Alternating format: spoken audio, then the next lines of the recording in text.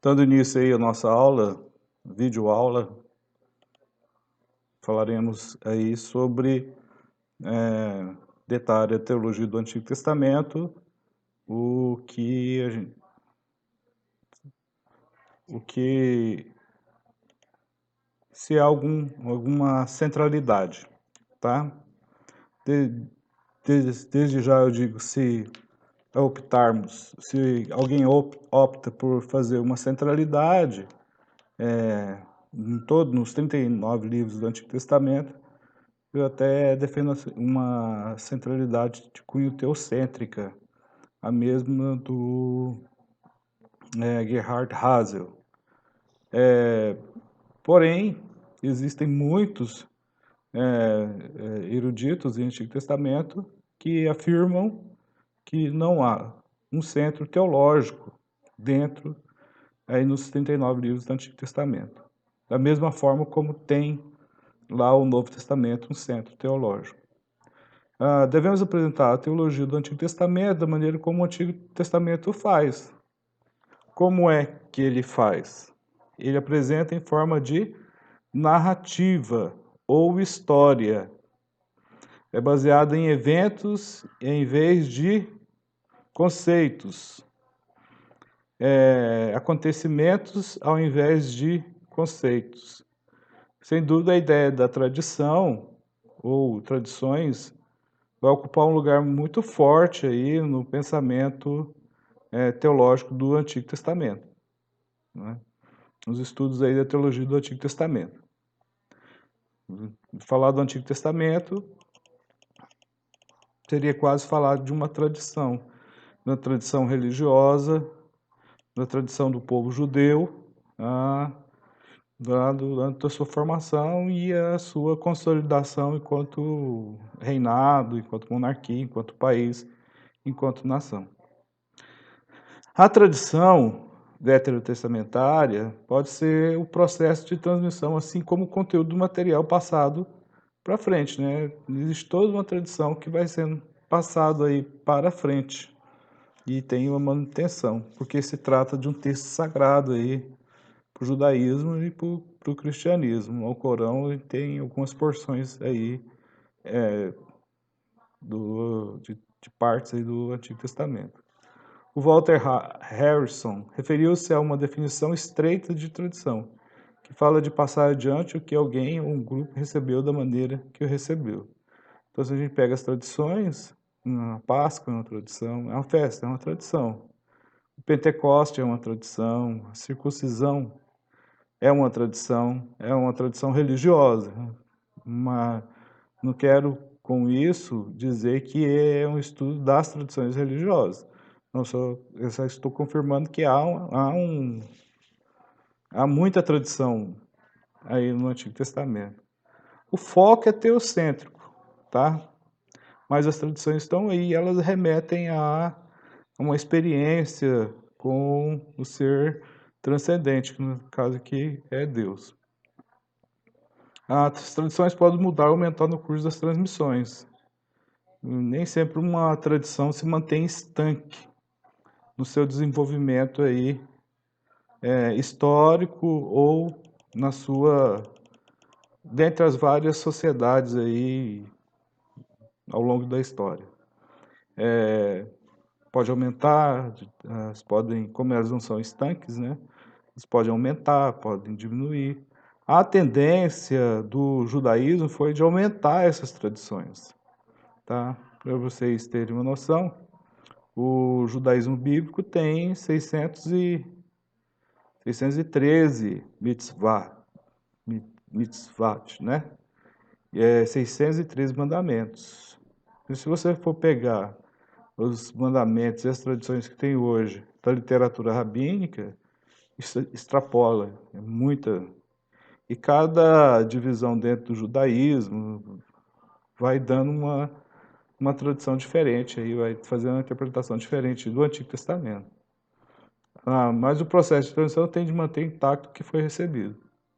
Um artigo chamado Tradition and Theology, Tradição e Teologia Bíblica, do Guise, né, renomado professor de Antigo Testamento em Tübingen. Ele seguiu a maneira do Forrage, né, estudar a história das tradições de Israel.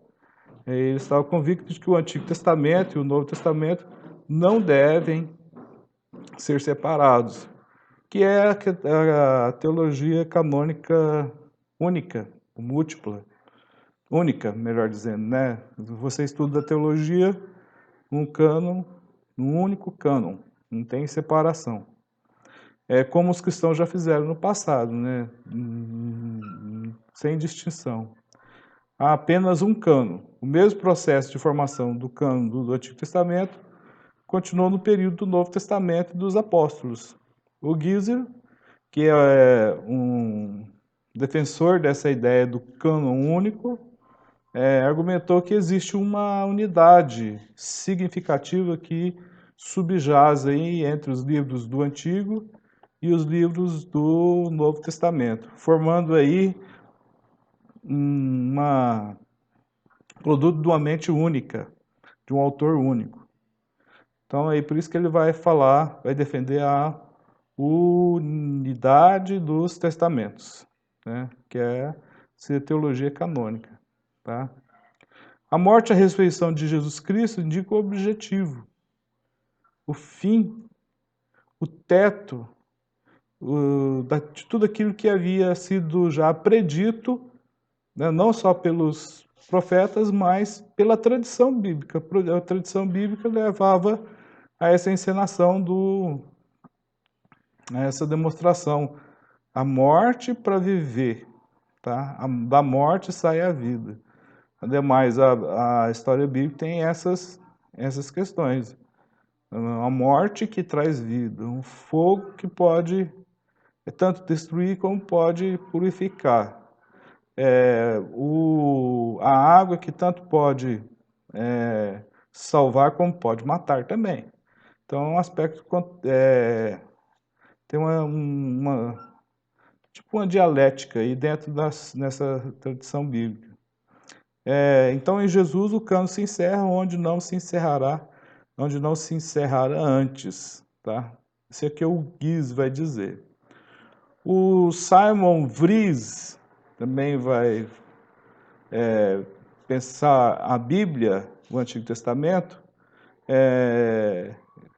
Primeiro, ele busca uma compreensão bíblica de um ponto de vista rigorosamente histórico e exegético. Quer dizer, através da exegese e da história, você vai tirando o conhecimento teológico, né, e dos textos.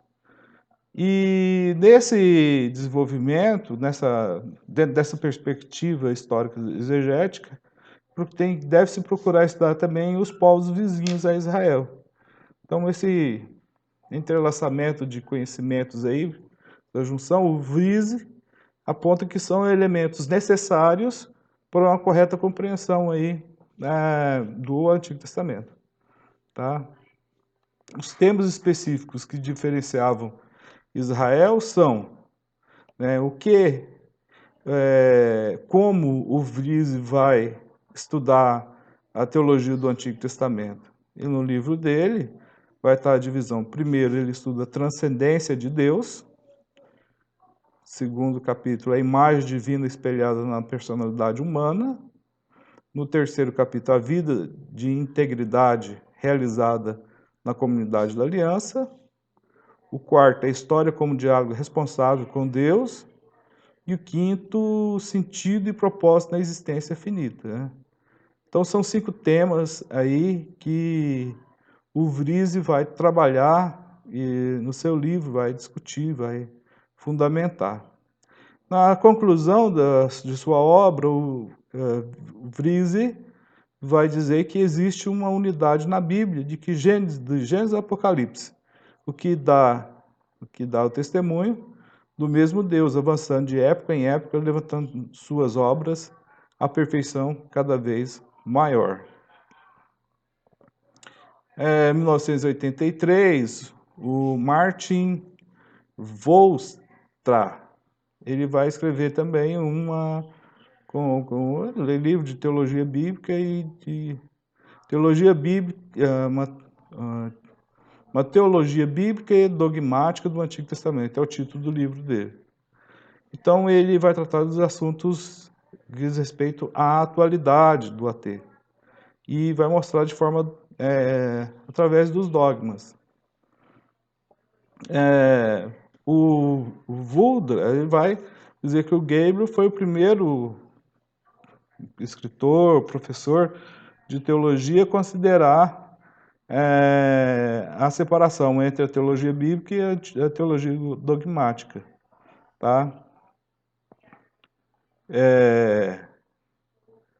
Então, só que para ele o termo teologia bíblica e teologia dogmática são separados. Só que para compreender a natureza da narrativa bíblica, daí é necessário levar em consideração os dogmas também.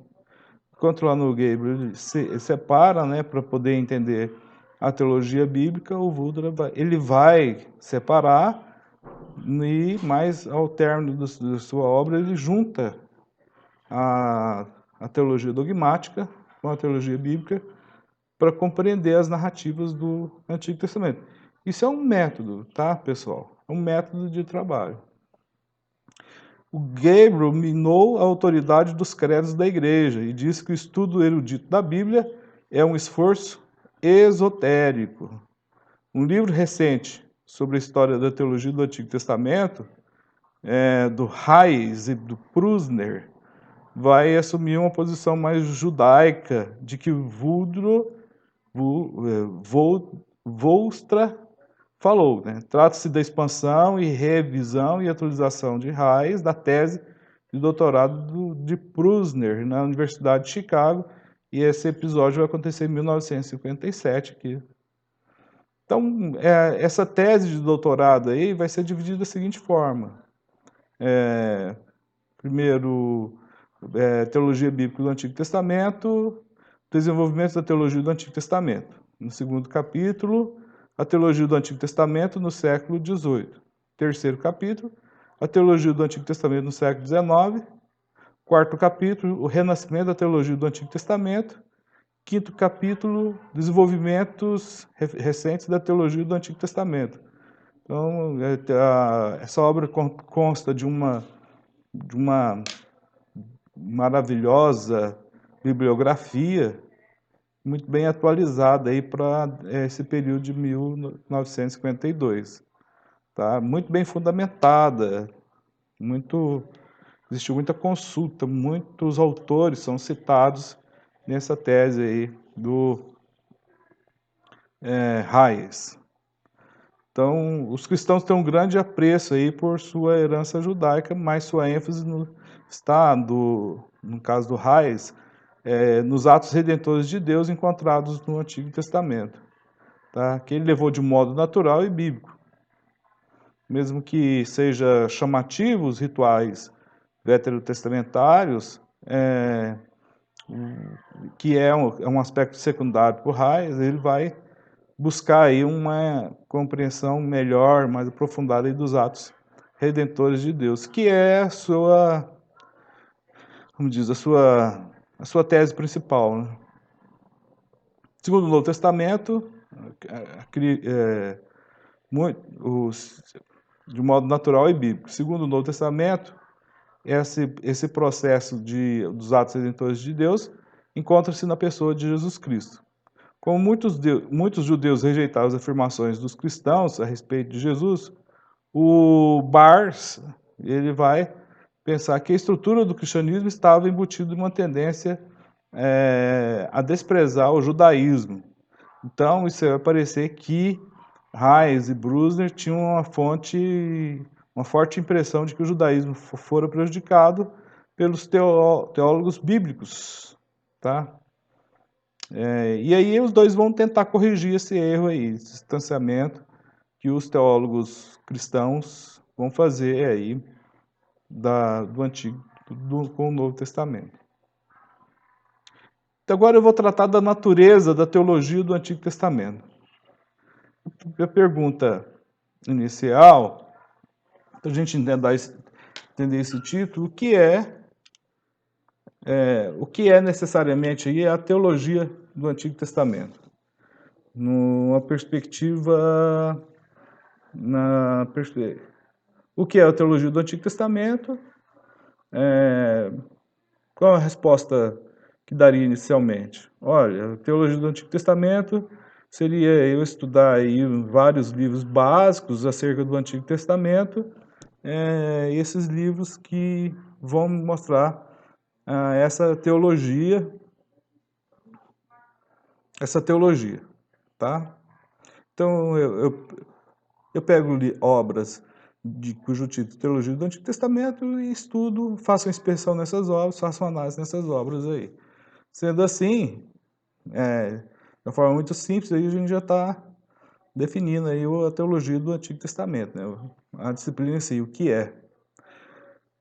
Porém, se a gente pega todo esse legado aí de livros de Antigo Testamento, sobre teologia do Antigo Testamento, nós vamos nos deparar com uma grande contradição entre os autores, que é no que diz respeito à natureza da teologia do Antigo Testamento e à metodologia dessa disciplina, tá? Então eu vou citar vários pensadores aqui que eles não concordam entre si no que diz respeito à natureza e o método. Vamos falar primeiro da natureza, né? Logo de partida, quer dizer que a teologia, para mim, do Antigo Testamento, ela tem uma natureza normativa e descritiva. Descritiva e normativa, ok? Mas tem gente que pensa diferente. O John Mackenzie vai dizer o seguinte, que a teologia bíblica é a única disciplina ou subdisciplina no campo da teologia que carece de princípios, métodos e estrutura que recebam aceitação geral. Nem mesmo existe uma definição geral do seu propósito e escopo. Isso é que diz o Mackenzie. O Conrad, o Gerhard Conrad, ele vai dizer o seguinte, não existe até o momento acordo quanto ao que realmente é o assunto, a natureza da teologia do Antigo Testamento. Então, assim, as duas citações, os dois pensadores, eles já vão... um vai complementar o outro no que diz respeito a gente precisa terminar isso que começou, né? A gente tem que colocar uma metodologia, tem que ter uma natureza, essa é a teologia do Antigo Testamento. Mas para ficar mais claro, vamos começar com o seguinte pressuposto. O Antigo Testamento tem uma teologia? Isso é uma pergunta. Tem. Sim, não. Não, sim. Não sei. Então essa é a pergunta. Então tem muita gente que vai relutar em dar o nome de teologia a qualquer estudo que se limita ao Antigo Testamento ou mesmo o estudo de toda a Bíblia. Não, isso aí não é a teologia. O James Barr disse que a teologia significa o estudo de Deus, mas o estudo de Deus não deve ser limitado ao Antigo Testamento ou à Bíblia. Deve ser o estudo sobre Deus em outros aspectos também, tá? Uma visão mais abrangente, né? Ver, enxergar o sagrado e estudar o sagrado, o transcendente em todos os aspectos aí da existência humana ou tudo aquilo que está ao nosso alcance. Esse aí é a concepção que o James Barr dá da teologia do Antigo Testamento. Porque para ele lá não deve ficar restrito só a isso, tem que ser mais. Então, para ele, a teologia deve incluir o estudo da história, da filosofia, da psicologia, do mundo natural, estudo da geografia, da religião. Então você pega todos esses estudos aí e monta aquilo que a gente chama de teologia, disciplina teológica. Então a palavra teologia por si só é em si fonte de confusão porque tem sido usada de muitos modos diferentes. Daí, na questão, no que diz respeito à questão semântica aí da palavra, ela vai sofrer variações ou terá atribuições diferentes no decorrer da história, né? Primeiro, não tem a palavra teologia no Antigo Testamento, não existe, é uma palavra grega, tá? Muito menos tem no Novo Testamento. teologia, a gente vai encontrar lá no Platão e no Aristóteles. Eles vão empregar no sentido de ciência das coisas divinas. É isso que eles vão dizer lá, esses dois filósofos, sobre o conceito de teologia. A ideia é que se pode insinuar que as coisas divinas podem ser compreendidas só com o intelecto, né? Se compreende a Bíblia só de uma forma intelectual. Se a gente pensar a partir dessa definição do Platão e do Aristóteles. Não que eles disseram que teologia é a ciência das coisas divinas. Então, divinas, partindo disso aqui, a gente pode ter só um conhecimento intelectual de Deus ou do Antigo Testamento, né? O Terrien opôs a essa definição de Platão e Aristóteles quando ele diz que no Antigo Testamento a expressão mais próxima de teologia é o conhecimento de Deus. Essa expressão indica uma realidade que induz a transcendente, que induz e transcende a investigação e a discussão intelectual. Então a teologia é muito mais do que um discurso intelectual. A teologia é muito mais do que um discurso acadêmico. O Terrien vai dizer que ela designa a presença de Javé, no sentido hebraico, né, de conhecimento de Deus. A teologia não se refere a uma ciência objetiva de coisas divinas, mas usa as faculdades intelectuais, críticas da mente humana, mas promove um compromisso interno que resulta na fé e na participação de um destino de um povo, de uma escolha e de um comprometimento com o Deus que se revela através dessa história. Por isso que eu digo no início que ela é normativa, descritiva e normativa, né? Descreve a história e estabelece normas. Por hoje é só, depois nós continuaremos discutindo esse assunto. Até breve.